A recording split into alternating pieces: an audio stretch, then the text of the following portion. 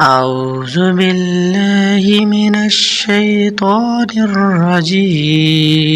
بسم الله الرحمن الرحيم والتين والزيتون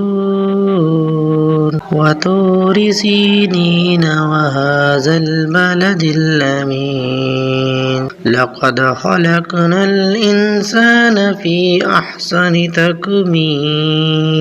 ثم رددناه أسفل سافلين إلا الذين آمنوا وعملوا الصالحات فلهم أجر غير ممنون فما يكذبك بعد بالدين